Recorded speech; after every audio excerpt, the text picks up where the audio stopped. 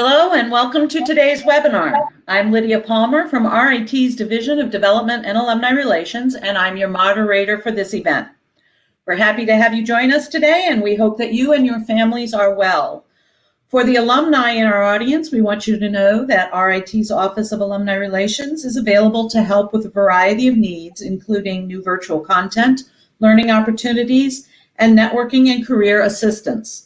We're happy to welcome John Rodabaugh, Executive Director of Alumni Relations, and Leslie Wilson, Director of Alumni Relations International Chapters, as attendees today. And we invite our alumni to contact John or Leslie if you have questions regarding our international alumni initiatives.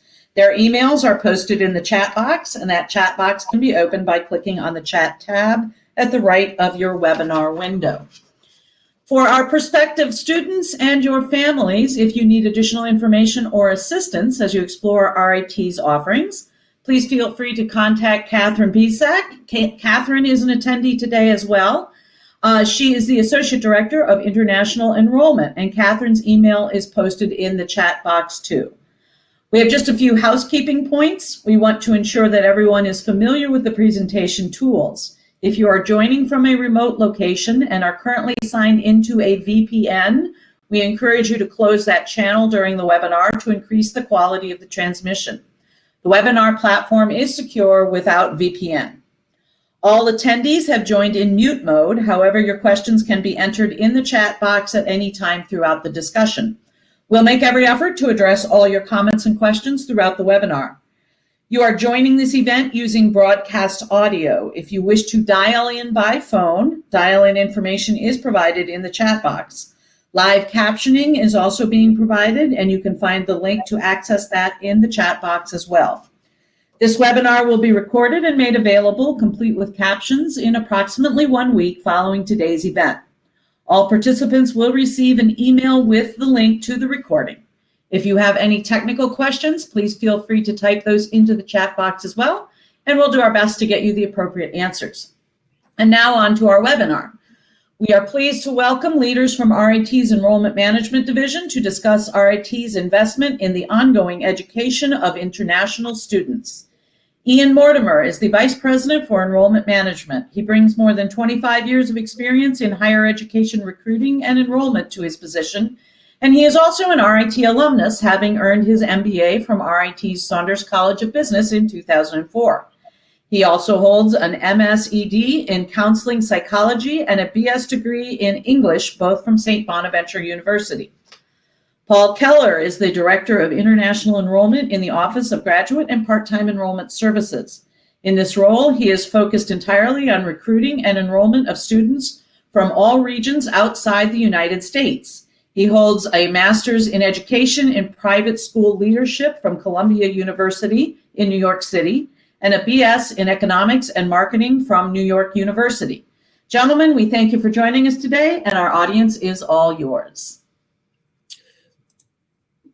Well, good evening, good morning, wherever you may be, and thank you for such a warm introduction. I'm Paul Keller, as I was just introduced, and we're really glad to have everyone today. This is a mixed audience, so we thought this would be a great chance to try to speak with some of our alumni, but also to speak with some of our prospective students, most of whom are joining us today from India, a few from some other places, but to really kind of use that as a chance to connect these two groups and to kind of share where we are currently at our talk about some of our ways for alumni outreach, and then also to talk about the application process. So here is a brief agenda, but before we get started, I do welcome you to ask questions that come up along the way. You can include them in the chat, and then at the end we'll stay on the call for a period of time, both Ian and I, to answer any questions that you may have. But thank you so much for joining us, and so we'll begin. So first, I've been at RIT for just a year now, and we have a very kind of long and positive history with India. And as we were preparing for this webinar, I wanted to find out how far back that went, and have learned that we've actually been started traveling to India as early as the late 1980s to meet students there. And so, like I said, a very long history. Katie Bizak, who I work very closely with, spends, in a typical year, spends at least 2 months a year in India, engaging with students, engaging with alumni.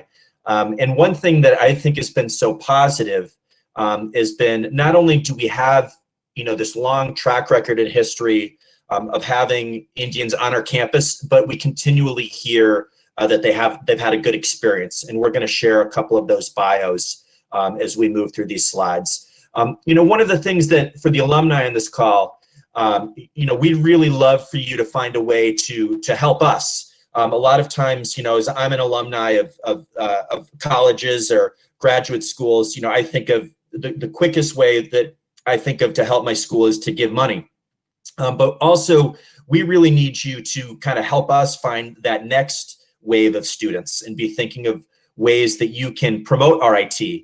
So if you ever have a connection with a student or think you might have that next great mind to join us at RIT, please feel free to connect them with me, with Katie Bizak, whose information was shared earlier, or Ian Mortimer.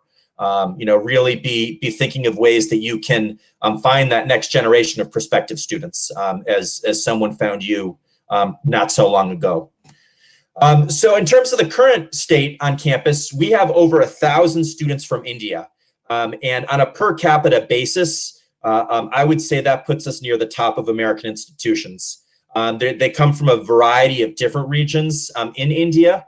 A lot of these are graduate students, about 85 to 90%, but we still do have some undergraduate students as well.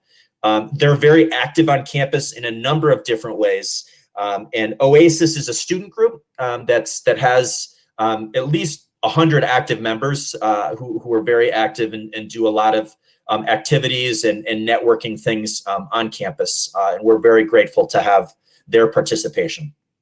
Another thing that I would mention, and there's probably some people on the call who got involved, this was the first year of our Indian Global Engineering Scholars Program. And what that was it was an event in 4 different cities in India over January, late January and February. And they did a presentation with Dr. P.R. Mukin from the engineering department, and did some presentations. And that was really similar to this call in that it was some alumni who attended, and it was also some prospective students who at that point had been admitted to RIT attended. And in there, it's what it is it's a scholarship that connects them with Dr. Mukin to work really closely, and he's kind of provides as a mentor for them once they come over here to study at RIT. So this was our first year. We weren't sure how it was going to go, but overall we were very pleased, and we'll be continuing the Indian Global Engineering Scholars Program going forward. So look for your email as an alumni. I know from talking to Katie that the audience felt like it was a very engaging conversation about engineering and things happening at RIT. So that's a great way for you to have kind of a more personal connection with RIT. And I think I would look for that to happen, as we'll get to in a couple of slides. COVID-19 has made travel tough, but at some point we're hoping to do that again next year. So keep an eye open for those announcements. Here's some photos. The OASIS group had a Diwali on campus last October. And actually, we were very pleased that somebody from the Indian Embassy was invited by OASIS, and she took the time, her office is down near New York City, and she took the time to come meet us. So that was a wonderful event. And as you see some pictures here, it was well attended and really neat. So some things that are new at RIT, this first one is they're almost completely done building construction. And it's our new Global Cybersecurity Institute. And they say, in terms of marketing, they say, you need to let your market know what are you the best in the world at. And a couple of the things that we're going to highlight on this call, one is this Global Cybersecurity Institute piece. I would argue that RIT is amongst the best in the world at cybersecurity, and also CoOp, which we'll get to in a few slides. But if you can visualize it, it's located right behind Global Village. $30 million projects.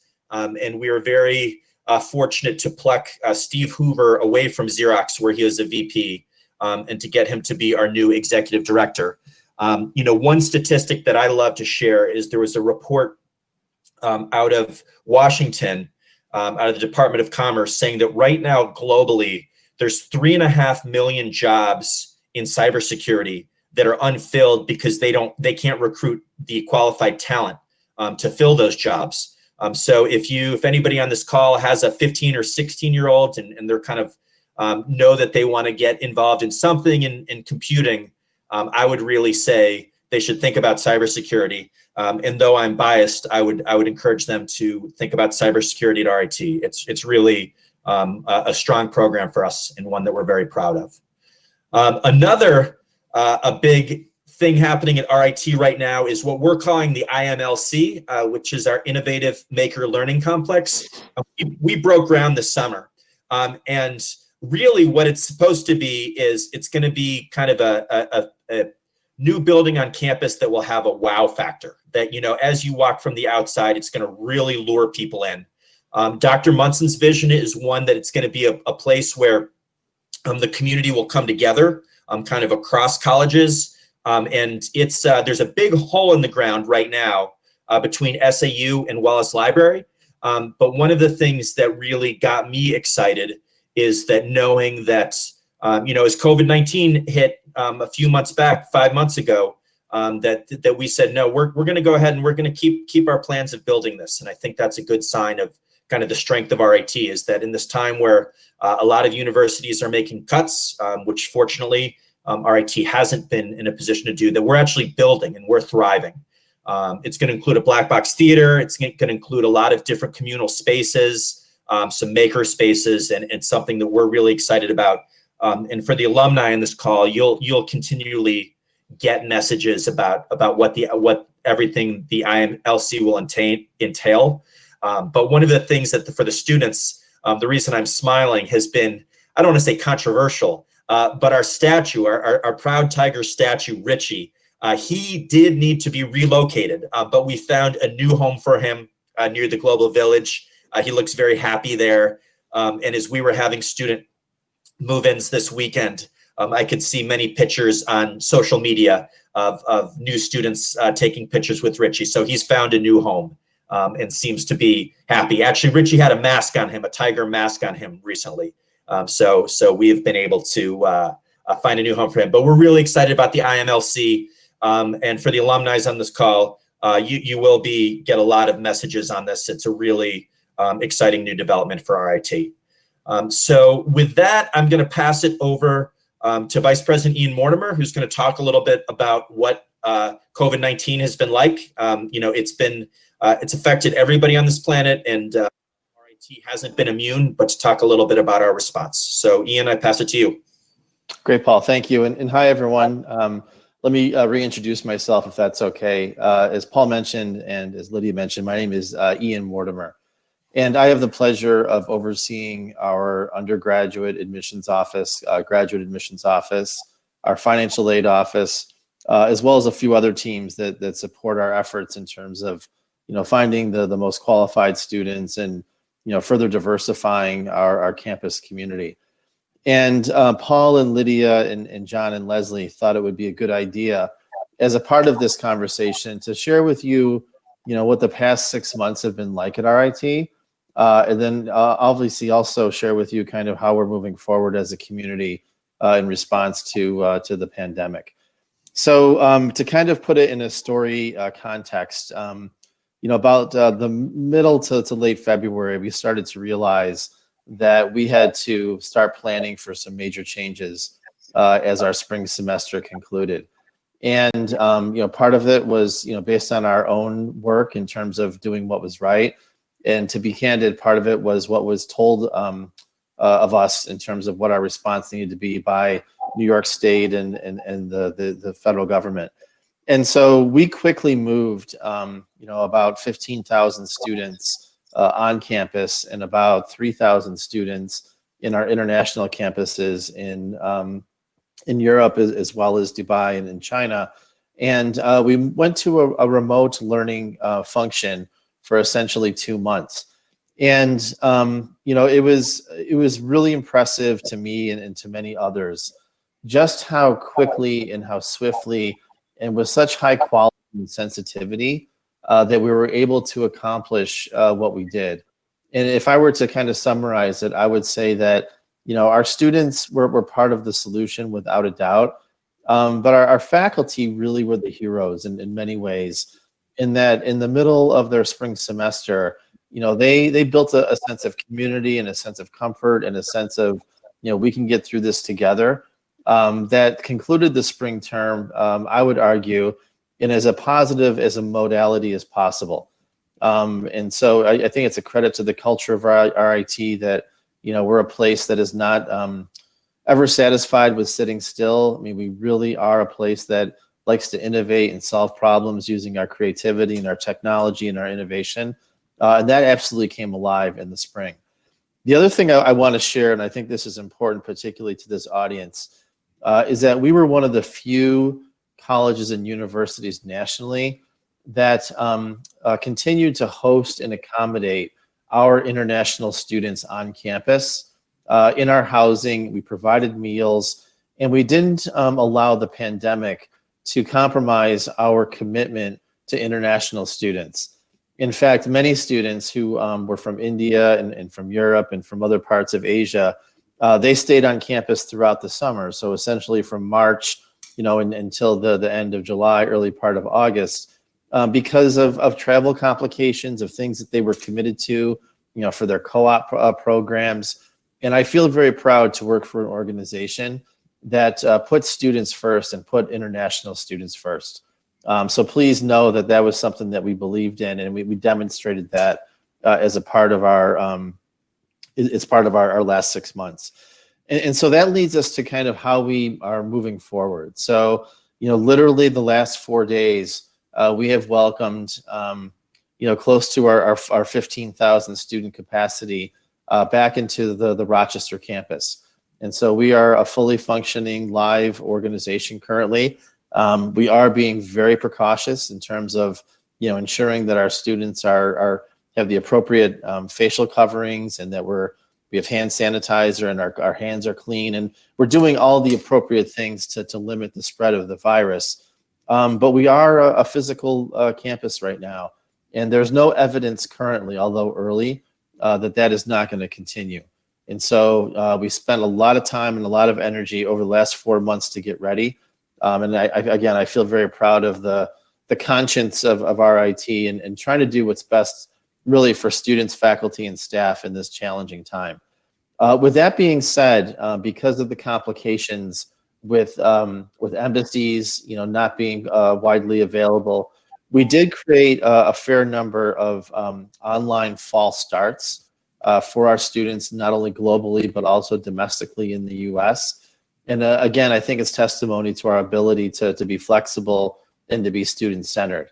And so, I don't know the number off the top of my head, but I would venture to guess that about 125, maybe 150 students, graduate students, as well as undergraduate students, will be starting this fall in an online remote capacity.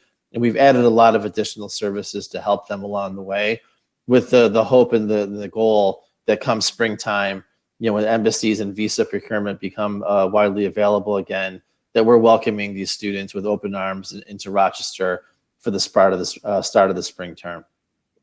So that is kind of a summary in terms of our story with COVID. And I'm going to hand it back over to Paul to tell you a little bit about our co-op program and career preparation. And then I'll return to talk a little bit about admissions and financial aid in probably 10 minutes or so. So Paul? Thanks, Ian. And so kind of really changing gears here. Now we're really kind of addressing some of our prospective students on the call. And another one of the things that RIT has consistently ranked amongst the best in the United States is our cooperative education program, our co-op program. And if you do apply to RIT or even show interest in RIT, we're going to do a nice job of getting a lot of information to you about our co-op program. But in my mind, it's one of the things that we're the very best at. Co-op is very different than an internship.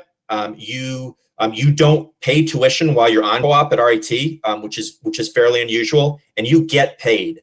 And so really what that means as an international student is if you come to RIT, when you graduate, you can say that not only have you studied in the United States, but also that you've worked in the United States.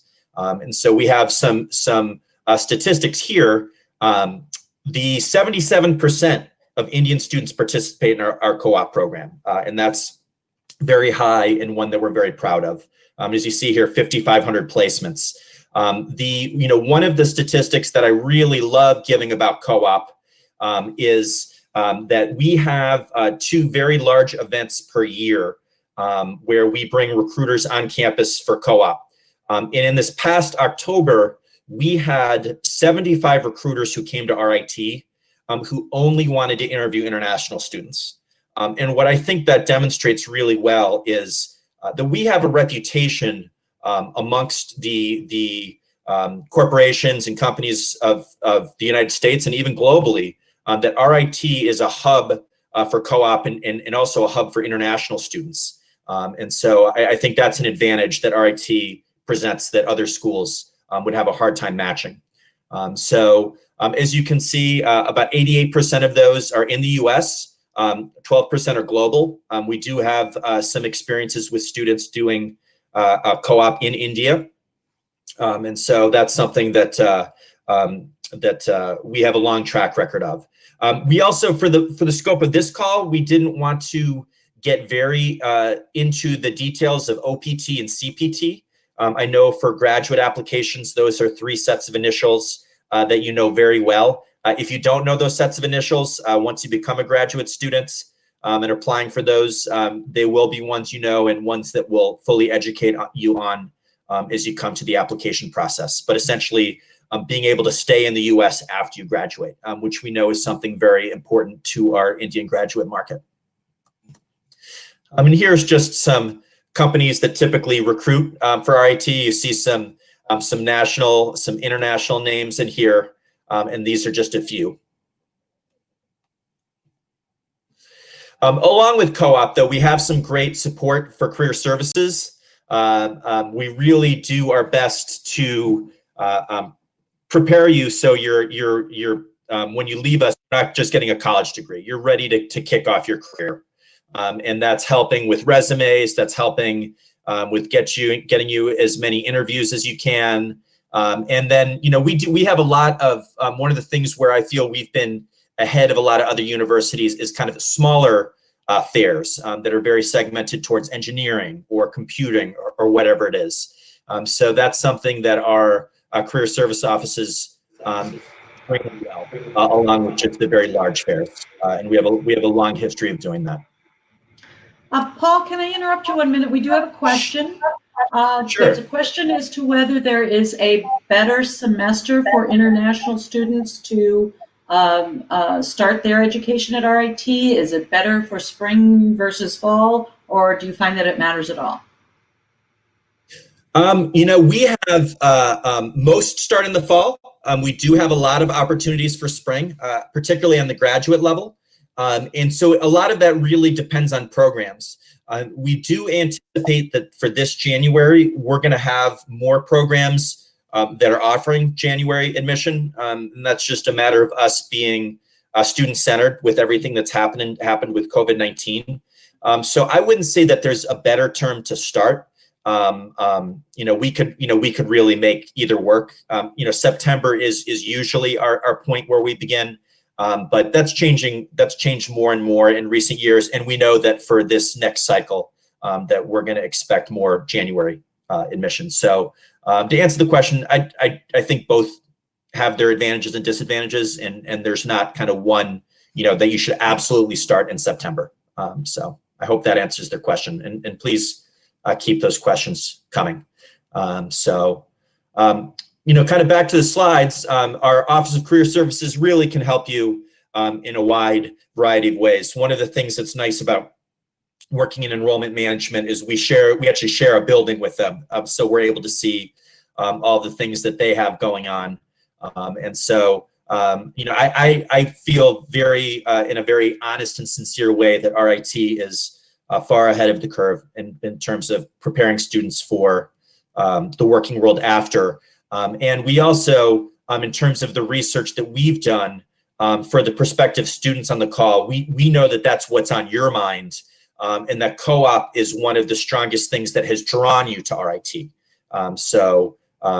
We'll give you more information on that as the admission cycle moves along and as your application moves along.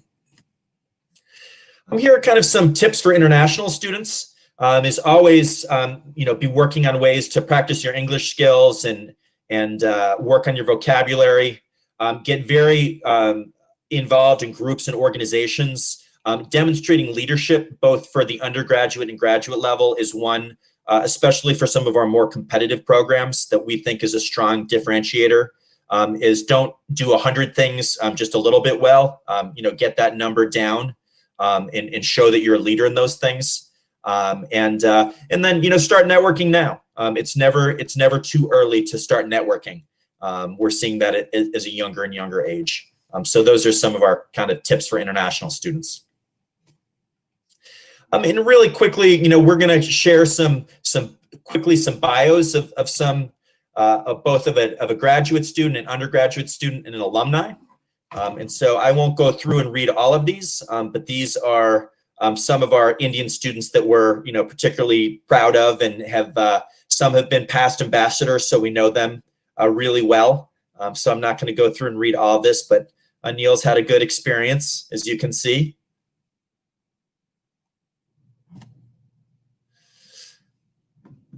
We do have a partnership with VIT down in Velour, and so we have a number of students who do a 2+2 program with Velour.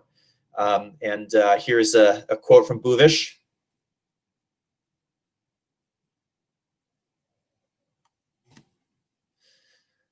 We have a very strong alumni chapter in RIT, and both Leslie and Katie are very involved with them.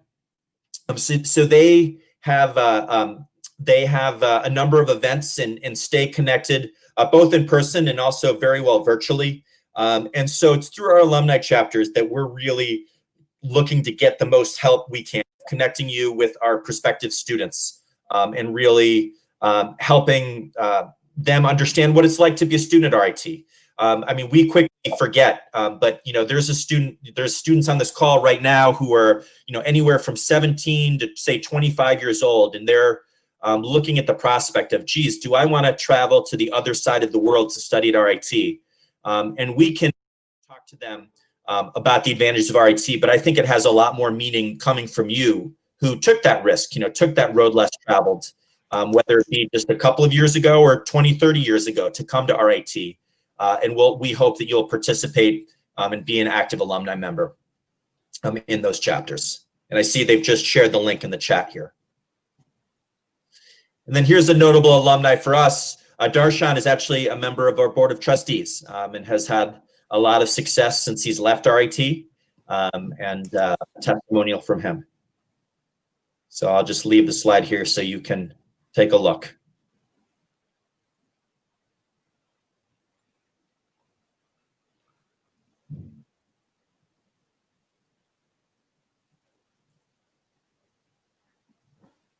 Okay, and so now I'm going to pass it back to Ian, who's going to talk a little bit about our application process and the requirements, and keep the questions coming. So Ian, I pass it to you.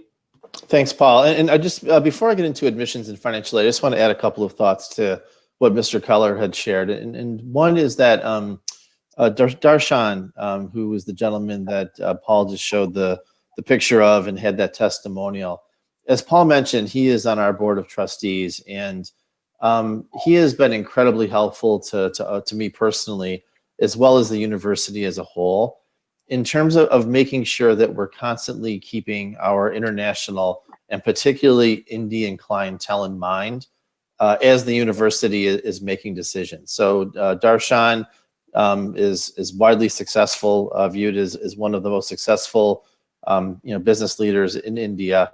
And I really appreciate consistently that he gives the perspective that otherwise we may gloss over in terms of how we're thinking about policies and procedures. And I would say that he is the best advocate and the best ambassador for students from India who are interested in RIT, as well as who land in RIT. He's just very gracious and very generous with his time, and he's worth highlighting and mentioning again. The other thing I want to mention or kind of reiterate is something that is maybe in terms of something you're thinking about either as a parent or an alumnus or a student, and that is, what does a post-COVID-19 world look like in context of career development and co-op? And I think there's a couple of things that are really important to understand. One is that, even in this very uncertain time and uncertain world, the demand for our co-op students, although it has declined a slight bit, it is still very, very strong.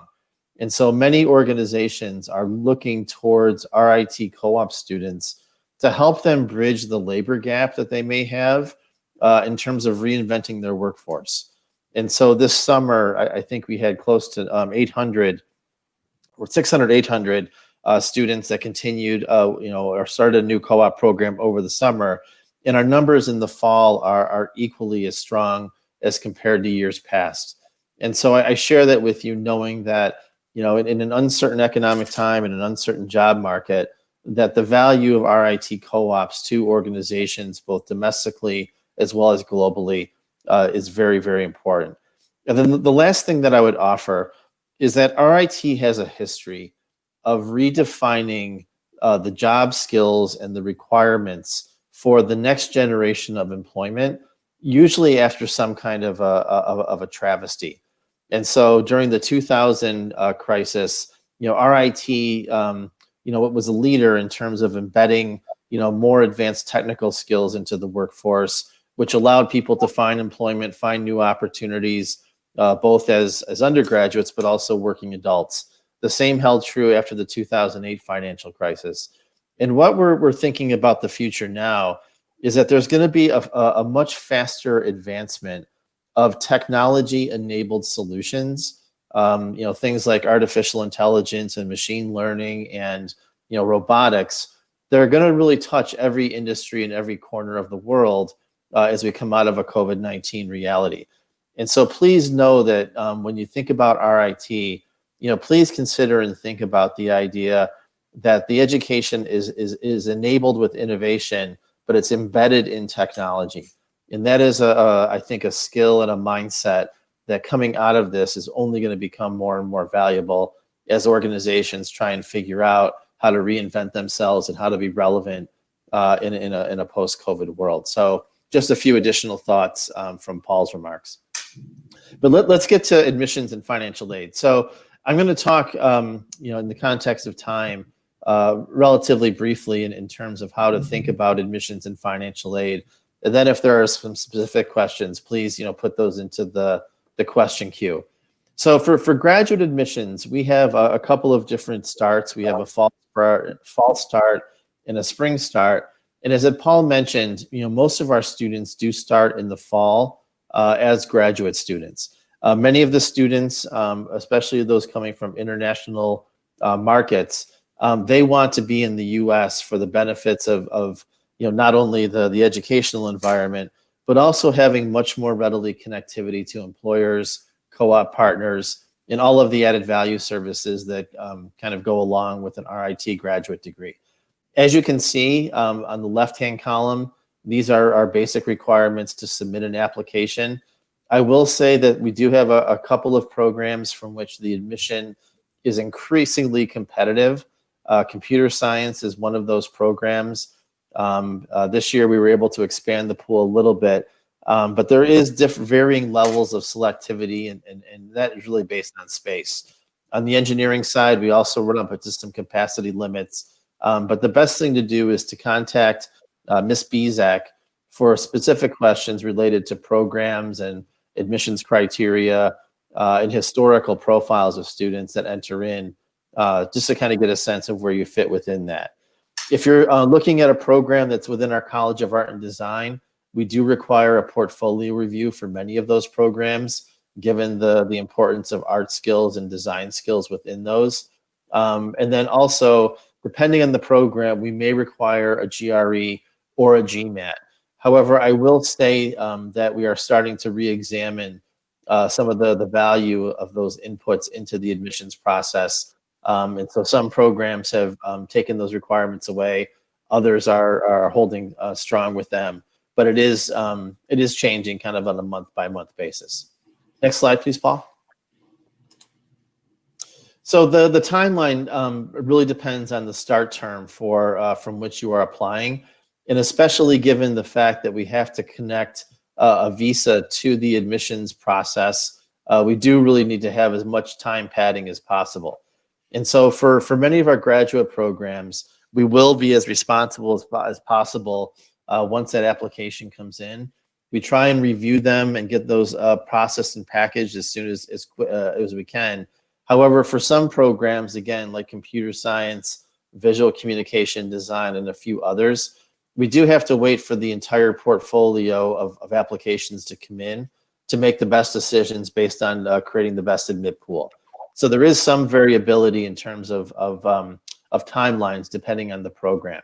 The one thing that you should feel good about, though, is that when an admissions decision is made, you will also get the scholarship information that is tied with that particular program in a single communication. So know that we try and put those things together so that you have a full picture, not only of your admission to the program, but also any scholarships that you may have qualified for as a part of that process.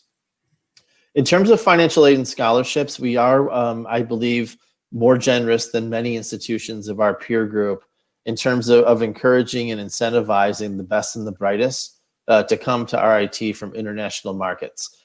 On the undergraduate side, once an application is reviewed and it's identified as being admissible, then it goes to actually Mr. Keller. And Mr. Keller does a thorough review of what he knows about the need of the family as well as their academic profile, and awards that scholarship, again, based on the profile of that individual. On the graduate side, it's a little bit different in that the academic departments are the individuals reviewing the file for admission. And in addition, they are making the judgment in terms of how much scholarship to award. And that decision is based on a couple of criteria. The first is the academic preparation and profile of that student compared to others in the applicant pool. But then there are some situations from which a faculty member will want to work with that student based on a common research interest or based on a common research agenda. And so that may have an effect on the scholarship amount at the same time. The other thing I do want to offer is that we are committed as best we can to finding on-campus employment for international students. We completely understand that that is an important part oftentimes of the funding solution for many individuals. And so we do our best to make sure that every international student that wants a job can have a job on campus to help them subsidize their education. In addition, we have some assistantships that are based on academic criteria, again, and research alignment. And then the other thing that we have developed, particularly within India, is a better facilitated and more mainstream student loan program. And if you have any questions on that, Mr. Keller can field those either in the chat or separately online. Next, please, Paul. So on the undergraduate side, it's a little bit different, and this is important. I think there was a question that came on from Vishal that I think is connected to this, and that is how do you apply for undergraduate access? Is it by program? Is it by college? Or is it by the whole university? And it depends depending on what your interests are. About 85% of our students will apply to a specific program. So they'll apply to areas like engineering or tech or art and design or liberal arts or healthcare. And there's a major that just really maps to things that they care deeply about and the career objective that they may have via the CoOp program.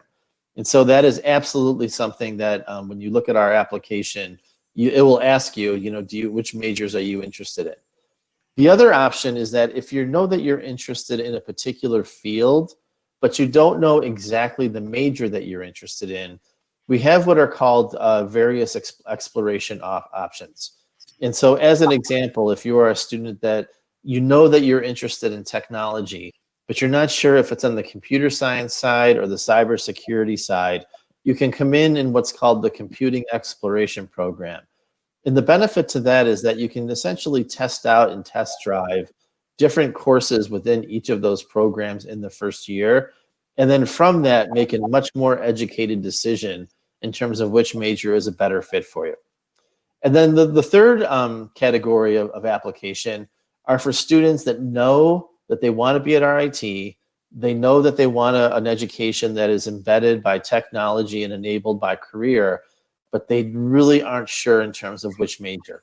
They oftentimes will have interest in art as well as tech or engineering as well as healthcare. And they're very, very, they just would rather kind of go into full exploration mode rather than make an uninformed decision. And please know that this is a completely acceptable way to enter into RIT. In fact, I would hope that more students come in kind of with a testing mindset rather than a fixed mindset in terms of major and career. And so you can also apply to RIT as a university exploration student, which allows you to test a lot of pieces. As you would guess, depending on the number of spots that we have within programs, some programs are just much more difficult to get access to than others. As an example, the admit rate for computer science is for this year, it'll be less than 20%. However, the admit rate for something like civil engineering technology, will be well above 50%. But the qualifications between those two students are not as varied as you would suspect. Our average SAT for this fall is just under a 1300. And when you look at that profile compared to many institutions within the US, our profile is as good as really any school outside of the top 20 national universities. And so please know, though, that we do have differential admission by major. Next, please. And so as you can see here, as I mentioned, this is the middle 50th percentile of our GPA, SAT, and ACT. I will say that for this year and moving forward, we have made the decision to be a test optional school. And part of it is the reasoning that many schools in the US are moving towards this. And the other piece is that testing centers are just becoming much more difficult to navigate in the context of COVID. We anticipate about 2/3 of our students will submit SAT and ACT scores, and about 1/3 of the students will not, to kind of give you a sense of how that will most likely play out. And then, as you would suspect, these are kind of what most schools of our stature and profile look at. I'm not going to read all of these bullets, but I will say that when we're looking at a file, particularly one from overseas, we want to just see evidence that the student has the academic preparation, but they also have a global mindset, and they're really interested in, and they have the confidence to come to the US, to be without their families for a little while, and to kind of be a part of a new family and a new community at RIT. And that's something that is as important to them as the major they select. So community is a big part of our admissions review process. Next, please. And then lastly, these are our deadlines for undergraduate. And so our first deadline is November 1, and we'll start reviewing our ED1 applications probably starting in the next middle of September. They'll start rolling in, and then you can see the various deadlines moving forward after that. Next, please. And then for financial aid and scholarships on the undergraduate side, I've already kind of alluded to a lot of this. We do offer need-based aid if you're willing to fill out the ISFAA form. That's all available on our website if you'd like some more information on that. But again, we understand that if we want to attract the best and the brightest, we have to be competitive from a financial perspective. And that's why we offer need-based aid and merit aid to our international students. And then these are the deadlines for each of these, which is a little repetitive. So it's 11:44. I know that we wanted to I think we have about 10 minutes for questions, and I'm just going to scan the queue here real quickly to see if I missed any. So one of the questions that came up is if a student has a lower GPA, but they have maybe underperformed and they're just kind of hitting their stride now, how can that be represented in the application? I think there's a couple of ways. One is that for the senior year, the individual should really take the best curriculum that is made available to them and obviously do really well in this last year. The other thing I would offer is that even though we are a test optional school, I would encourage the student to take an SAT, to take an SAT2, to take some other standardized tests, just to help build evidence of the strength of the academics that may not be on the transcript.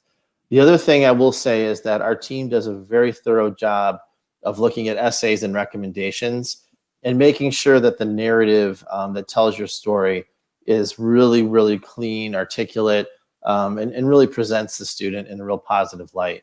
I think that would be a favorable outcome of that process. I'm not sure if Paul has any thoughts on that as well.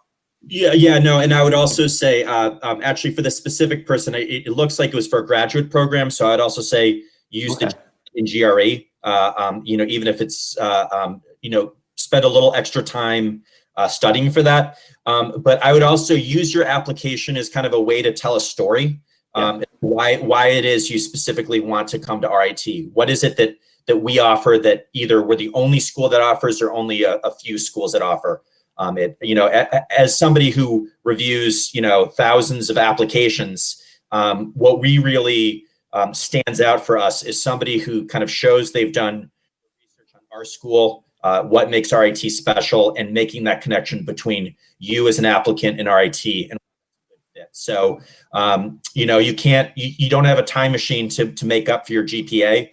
So use your application as a way to kind of tell a story for us that, despite that GPA, why you're the right student for us to bring to Rochester.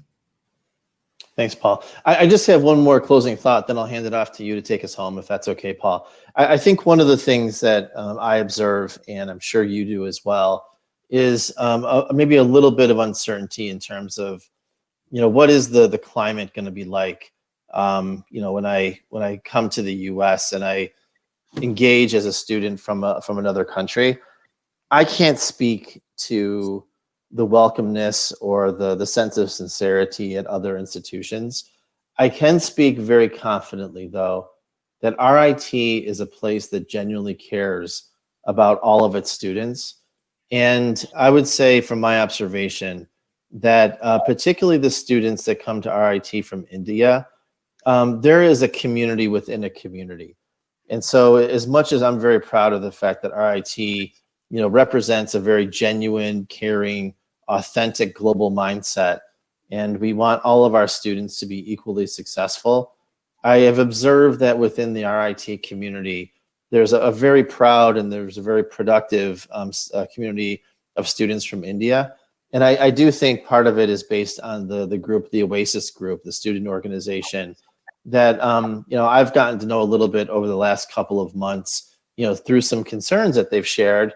And we've had some really productive dialogues in terms of how do we make sure that we don't take a step back in a post-COVID world. And I'm blown away on just how authentic and how caring these students are, and how they want to build a great community, not only for themselves, but for the entire institution.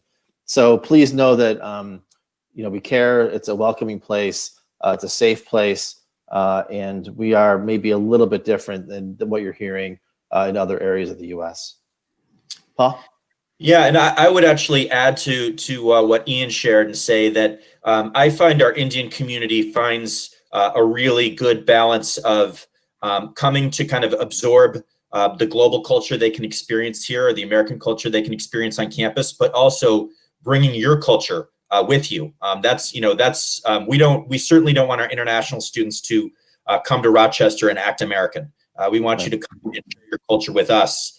And we have some good mechanisms to make that happen. And then I also say this kind of with a chuckle, but I mean, it's one of the things for Indian students that I think another way to know how far back the history of Indian students goes, is that within a very short drive of RIT, there's 3 separate Indian restaurants. And I've sampled 2 of them, and they're quite good.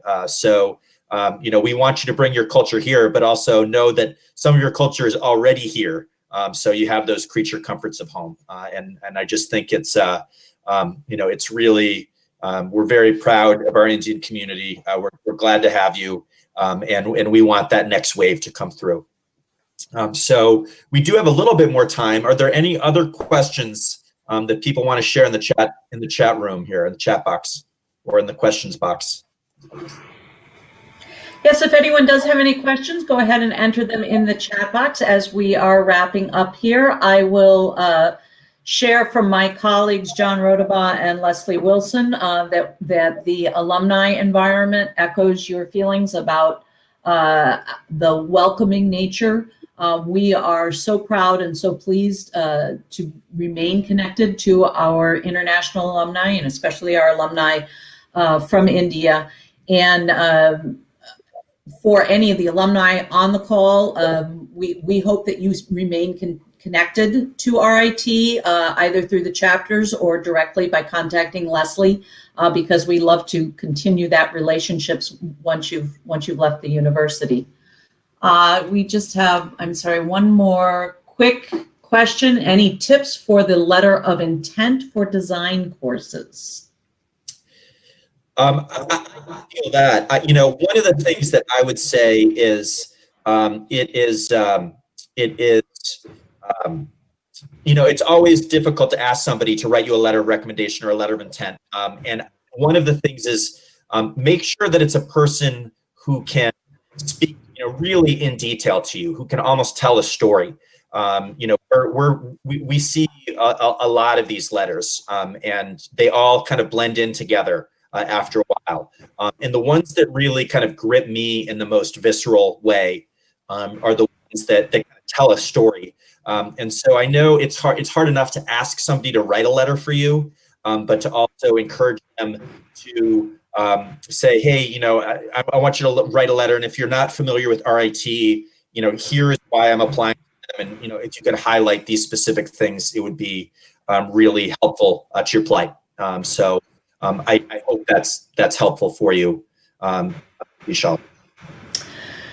And we have another question, and this is a wonderful question. What are the research prospects for pure sciences for international undergraduates? What a terrific thing for you to have a chance to talk about. Yeah, I can take a swing at this, Paul, and then if you want to follow up with any thoughts. Sure. So there's within the sciences, we have a couple of different domains. One of the domains is the College of Science, which exists as what you would expect to be kind of a traditional life science, physical science set of majors.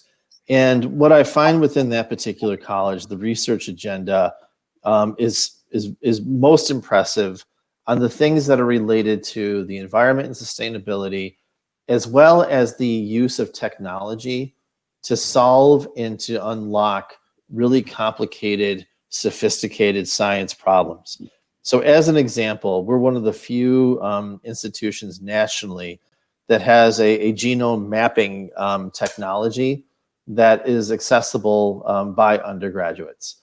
And so when you study biology or chemistry or any of the life sciences at RIT, you will be working on a set of technologies that are most commonly used in medical schools.